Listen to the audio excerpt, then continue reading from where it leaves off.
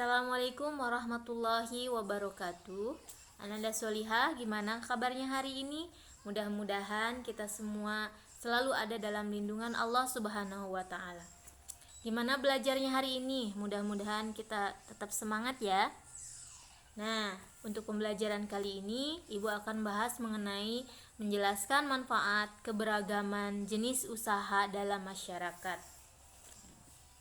Nah, kita sebagai manusia, untuk memenuhi kebutuhan hidup kita diperlukan untuk berusaha.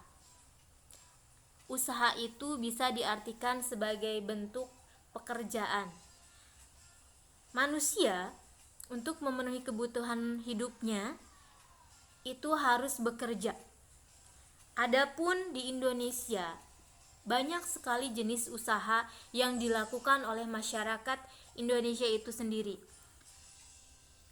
Keberagaman jenis usaha yang ada di Indonesia dipengaruhi oleh beberapa faktor. Ada 3 faktor. Yang pertama, kondisi geografis Indonesia yang beragam.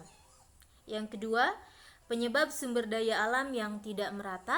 Yang ketiga, kebutuhan masyarakat dalam kehidupan sehari-harinya.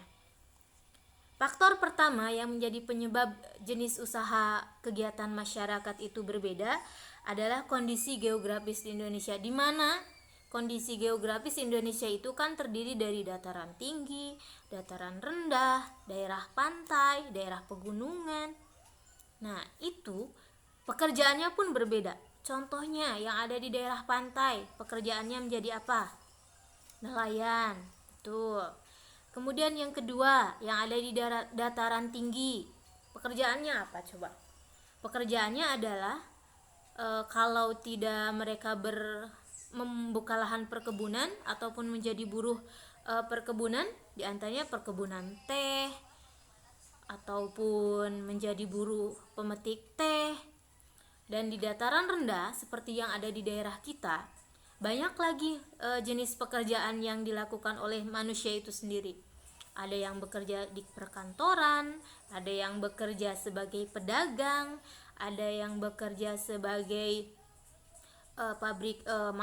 karyawan pabrik. Itu diantaranya sesuai dengan kondisi geografis Indonesia yang beragam. Jadi pekerjaannya pun berbeda-beda. Yang kedua, penyebaran sumber daya alam yang tidak merata. Daerah pedesaan dengan daerah perkotaan yang dimana mereka itu dalam bidang pendidikannya pun berbeda, itu menentukan sumber daya manusia dalam mengolah sumber daya alamnya pun berbeda. Nah, di sini sumber daya alam yang ada di lingkungan kita itu berbeda-beda, tidak merata. Contohnya di daerah pantai sumber daya alamnya adalah banyaknya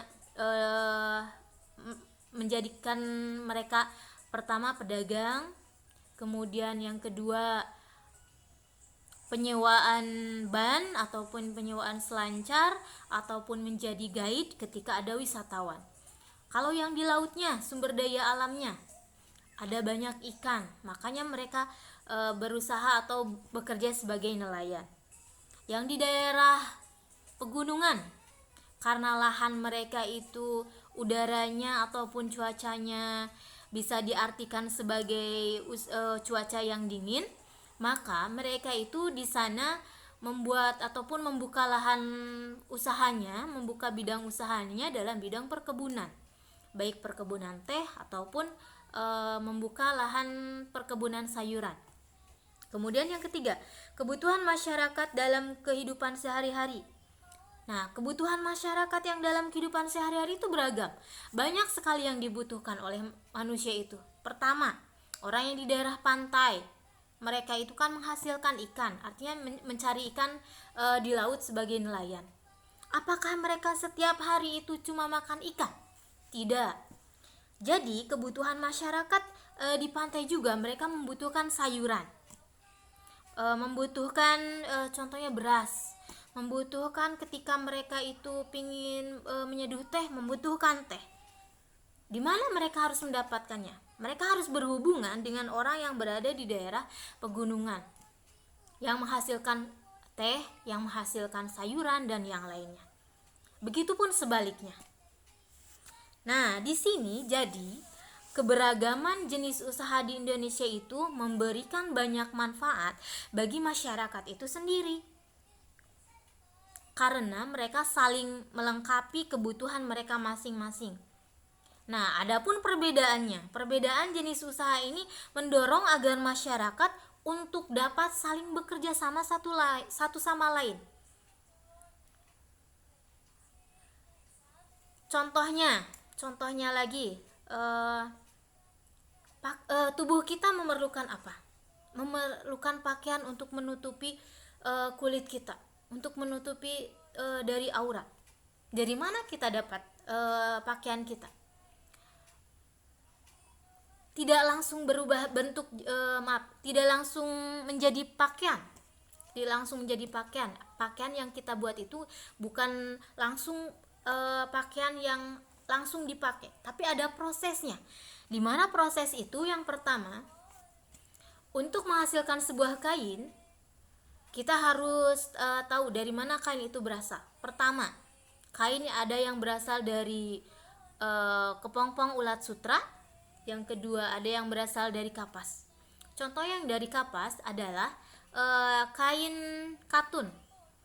Kita memakai pakaian yang jenisnya kain katun itu berasal dari kapas, di mana petani kapas itu memproduksi kapas sebagai bahan baku untuk pembuatan kain.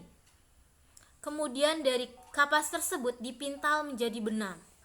Setelah menjadi benang, yang dilakukan adalah menyatukan benang-benang tersebut untuk menjadi selembar kain, di mana prosesnya bisa manual ataupun bisa secara modern.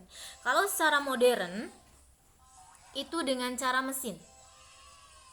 Kalau secara tradisional itu dengan cara ditenun.